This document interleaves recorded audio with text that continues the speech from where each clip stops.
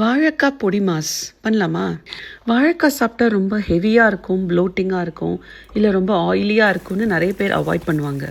இந்த மாதிரி பொடி மாஸ் ஸ்டைலில் ட்ரை பண்ணால் it will be much lighter version and taste வேறு லெவல். மீடியம் சைஸ் 2 வாழைக்காய் எடுத்திருக்கேன். தண்ணியில் இந்த மாதிரி ஒரு 10 நிமிஷத்துக்கு கொதிக்க வச்சு தனியாக எடுத்து வச்சுக்கலாம்.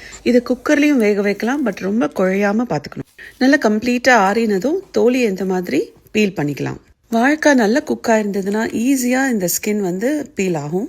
இப்போ கேரட் துருவர கிரேட்டரோ இல்லை ஷ்ரெட்டரோ இருந்ததுன்னா அதை யூஸ் பண்ணி இந்த மாதிரி ஷ்ரெட் பண்ணி தனியாக எடுத்து வச்சுக்கலாம். நான் வாங்கின வாழைக்காய் ஒரு 2 வாரம் ஓல்ட் ஆகிடுது. பட் ஃப்ரெஷ்ஷாக மார்க்கெட்டில் வாங்கி உடனே பண்ணினாக்க இந்த மாதிரி கொஞ்சம் கூட பிளாக் ஸ்பாட்ஸ் இல்லாமல் நல்ல ஒயிட்டாக இருக்கும். இந்த ரெசிபிக்கு கோகோனட் ஆயிலில் சமைச்சா நல்ல ஃப்ளேவர் கொடுக்கும்.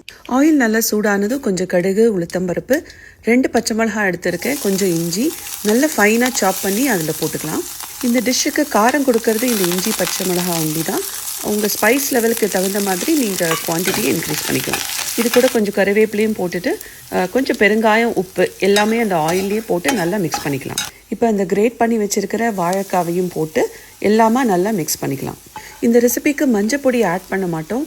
உங்களுக்கு வேணும்னா நீங்கள் அதையும் ஆட் பண்ணிக்கலாம்.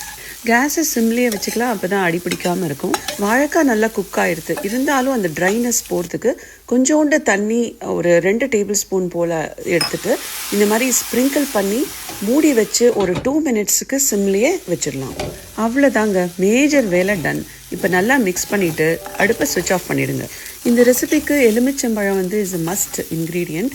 ஸோ அது ஒரு அரை மூடி போல் நான் ஸ்க்வீஸ் பண்ணி இதில் சேர்த்துருக்கேன். அப்புறம் ஃப்ரெஷ் தேங்காய் ஒரு 2 டேபிள் ஸ்பூன் போல் போட்டுட்டு அதையும் நல்லா மிக்ஸ் பண்ணிக்கலாம்.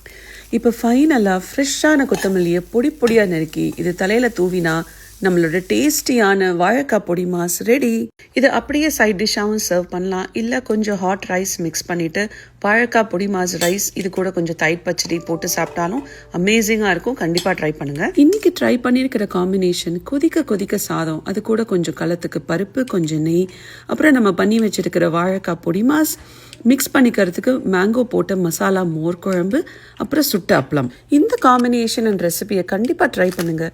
வாழைக்காவே பிடிக்காதுன்னு சொல்கிறவங்களுக்கு இந்த பொடி மாஸ் டைப்பில் பண்ணுங்கள். எப்படி தட்டு காலியாகுதுன்னு ஒண்டி பாருங்கள்.